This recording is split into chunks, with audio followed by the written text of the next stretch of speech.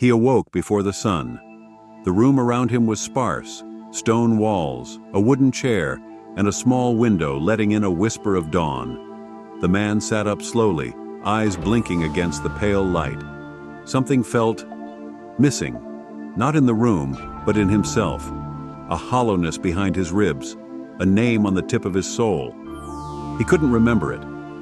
He tried speaking, whispering a syllable, a sound, anything. Nothing came. Just breathe, just silence.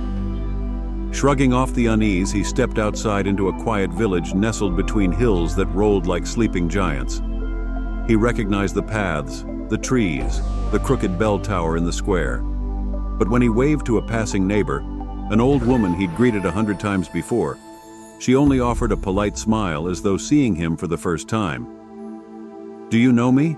he asked gently. She hesitated. "I'm sorry. Should I?" Each door he knocked on brought the same puzzled expressions. No one knew his name, not his friends. Not the baker he bought from every morning. Not the little girl who used to run to him shouting, "Uncle," with arms wide open. Now she hid behind her mother's skirts. Even his home, though filled with signs of him, a half-read book on the nightstand, a coat still drying by the fire, felt like it belonged to someone else. He searched for clues, letters, records, keepsakes. But everywhere his name should have been, parchments, signposts, even etched initials on his old toolbox, were blank, scrubbed clean, as if time itself had forgotten. In this village, names held power. They were more than identity. They were anchors to memory, love, belonging. Names were whispered to newborns at the moment of their first breath, a ritual believed to root their soul into the world. Without one, a person was adrift, unseen, fragile. As days passed, the man, who could no longer call himself anything, began to feel his edges blur. People looked through him.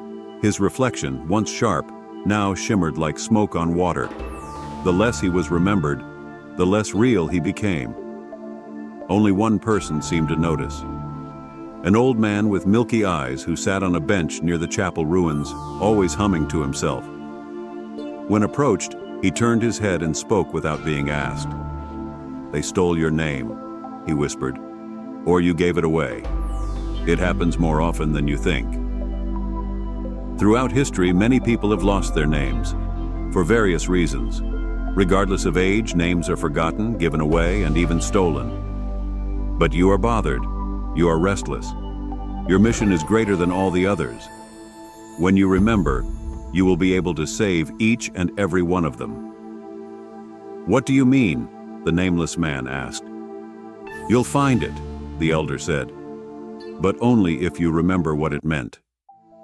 That night, haunted by dreams of nameless faces and doorways fading into mist, he resolved to journey beyond the village, to the place where forgotten things are said to sleep. A place where lost names wait like embers, ready to burn again if only someone remembers how to hold them. And so, with no identity but a fading shadow, he walked into the unknown. Not to be remembered, but to remember himself. His path led him beyond the village borders, through hills where no paths had been walked in years, toward a forest whose name had been lost to time. The locals called it the Hollowing, not for its shape, but for what it took from those who entered.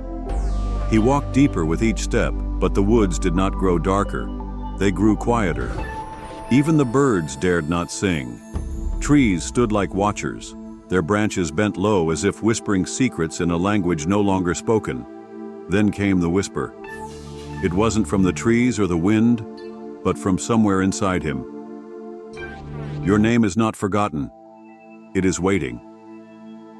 He followed the voice, though it had no direction, only gravity, pulling him toward a clearing where the air shimmered like heat over stone. In the center stood a pool of still water, perfectly round, reflecting not the sky, but a memory. He saw himself as a child, running through the fields with a small wooden sword. Laughter filled the air, his own. A woman called his name. He couldn't hear the word, only feel the warmth of it. It danced just outside his reach. When he stepped closer, the water turned ink black. Suddenly, he was no longer alone. From the trees emerged a figure cloaked in shadows, not threatening, just ancient, as though it had stood there long before the trees had roots. Its face was hidden, but its voice echoed with both silence and thunder. "You gave it away," it said. "Why would I do that? To forget pain, grief, loss.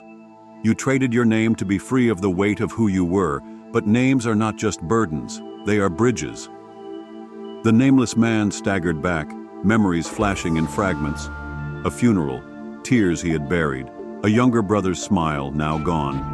A child's birth, a woman's hand slipping from his. A name once whispered with love, now surrendered in despair. But how do I take it back? You don't take, you remember. The figure extended a hand, and in it burned a single letter, flickering, shifting, as though unsure of itself.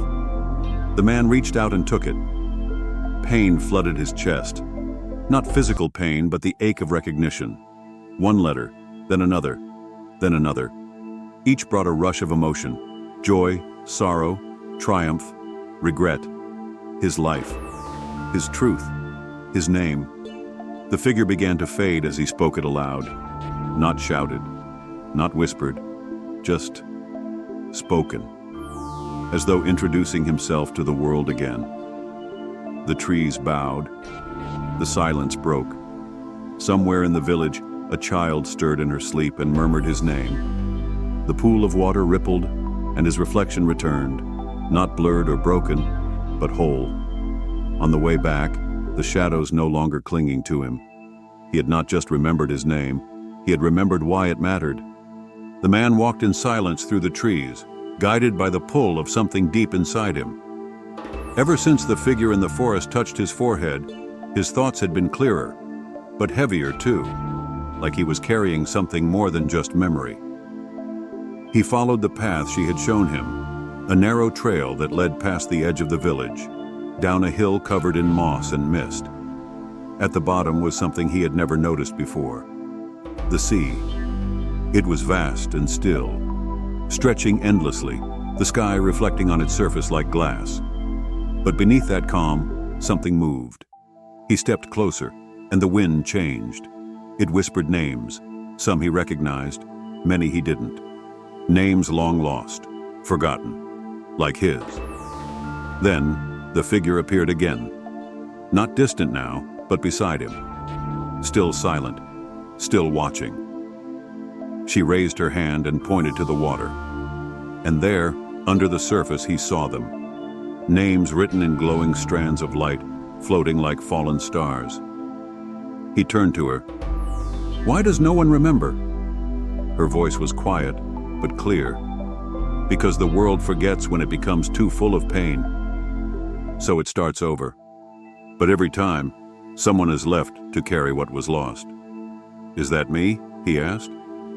She nodded. "You asked the question no one dared to ask. You searched when others stayed silent. Now the choice is yours. You can bring back what was forgotten, but your own name will be the price." He looked out to the sea. Faces flashed in his mind, people walking without purpose, empty conversations, forgotten dreams. He thought of the child crying without knowing why, the mother who once sang a lullaby but couldn't remember the tune. And he knew. He stepped forward. A wave of light rose from the sea, rushing over the land. The village paused. People gasped. Memories came back like a long-lost song, clear and warm and painful all at once. Some wept. Some fell to their knees. They didn't know why they were crying, but they felt whole again. And the man was gone, not vanished, not dead, but now a part of everything. His name was no longer one word, it was all of them. From that day on, the villagers told stories again. They remembered birthdays and songs and promises. And under the great tree in the square, children would ask, "Who made the memories come back?" And the answer was always the same. Someone who gave up his own name, so we could remember ours.